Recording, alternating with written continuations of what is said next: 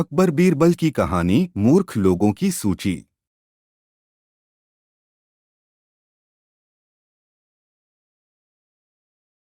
एक वक्त की बात है। बादशाह अकबर अपने दरबारियों के साथ दरबार में मौजूद थे। तभी उनके मन में एक बात आती है।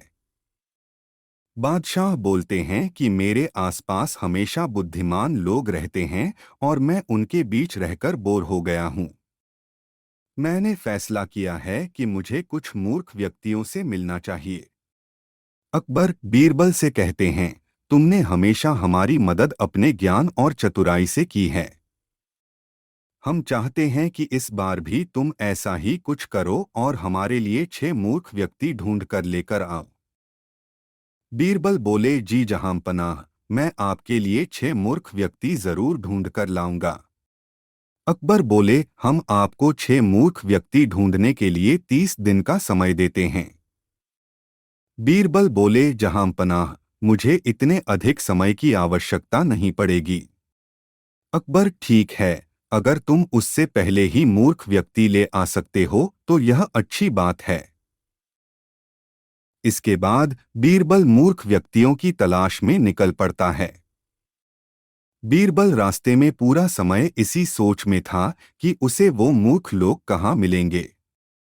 तभी उसे गधे पर बैठा एक आदमी दिखाई देता है, जो सिर पर घास की गठरी रखे हुए था। बीरबल ने तुरंत घोड़ा रोका और उससे उसकी पहचान पूछने लगा। बीरबल बोले, कौन हो तुम और ऐसे गधे पर बैठकर और घास अपने सिर पर लेकर क्यों जा रहे हो? व्यक्ति बोला, मैं रामू हूँ और मेरा गधा कमजोर व थका हुआ है। इसलिए गधे का बोझ कम करने के लिए मैंने घास की गठरी अपने सिर पर रखी है। यह सुनकर बीरबल सोचता है कि मुझे पहला मूर्ख व्यक्ति मिल गया। फिर बीरबल उससे कहता है कि तुम जानवरों के बारे में इतना सोचते हो, इसलिए मैं तुम्हें बादशाह अकबर से इनाम दिलवाऊंगा। यह कहकर बीरबल उस व्यक्ति को अपने साथ चलने के लिए कहता है। इनाम की बात सुनकर रामू बीरबल के साथ हो लेता है। बीरबल और रामू कुछ दूर चले ही थे कि बीरबल को 2 व्यक्ति आपस में लड़ाई करते हुए दिखाई दिए। बीरबल उन दोनों व्यक्तियों को लड़ने से रोकता है और उनसे पूछता है कि तुम दोनों कौन हो और किस बात के लिए लड़ रहे हो। पहला व्यक्ति बोला, जनाब मेरा नाम चंगू है। दूसरा व्यक्ति बोला, और मेरा मंगू है। मंगू बोला, जनाब मुझे चंगू कहता है कि इसके पास शेर है जिसे वो मेरी गाय के शिकार के लिए छोड़ेगा। चंगू बोला, हाँ मैं ऐसा ही करूंगा और मुझे बहुत मजा भी आने वाला है। बीरबल बोले, कहाँ है तुम लोगों की गाय और शेर? मंगू बोला, जनाब जब भगवान हमें वरदान देने आएंगे तो मैं उनसे गाय मांगूंगा और चंगू शेर मांगेगा, जिसे यह मेरी गाय पर छोड़ने की बात कर रहा है।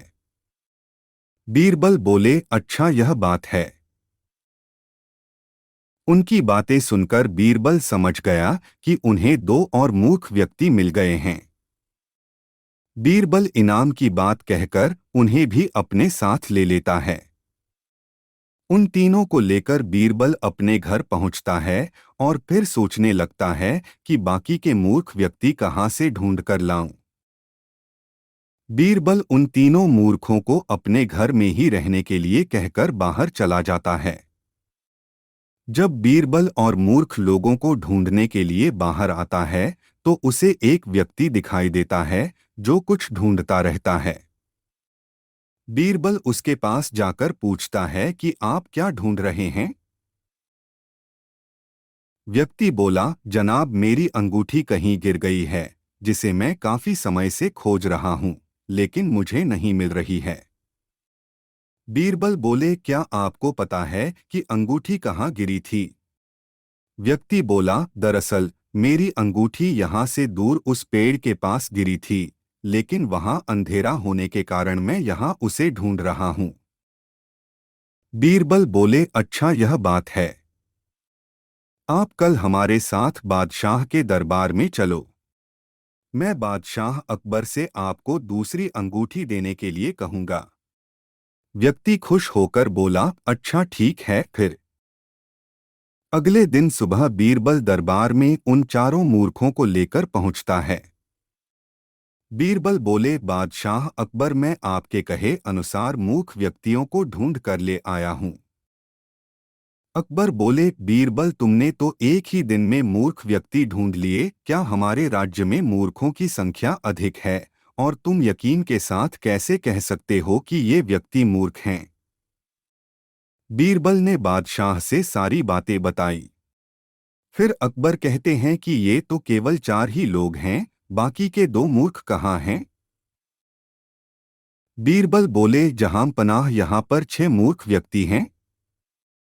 अकबर बोले, यहाँ कहाँ हैं और कौन हैं, हमें भी बताओ। बीरबल बोले, जहां पनाह, एक तो मैं स्वयं हूँ। अकबर बोले, तुम मूर्ख कैसे हुए? बीरबल बोले, मैं इसलिए मूर्ख हूँ क्योंकि मैं इन मूर्खों को खोज कर लाया। अकबर हंसने लगता है और कहता है कि मैं समझ गया कि दूसरा मूर्ख कौन है, पर मैं तुमसे सुनना चाहता हूँ। बीरबल, दूसरे आप हैं जहां पनाह, जो आपने मुझे मूर्ख व्यक्तियों को लाने के लिए कहा। बीरबल की बातें सुनकर अकबर उसकी प्रशंसा करने लगते हैं और कहते हैं कि बीरबल के पास हर सवाल का जवाब होता है।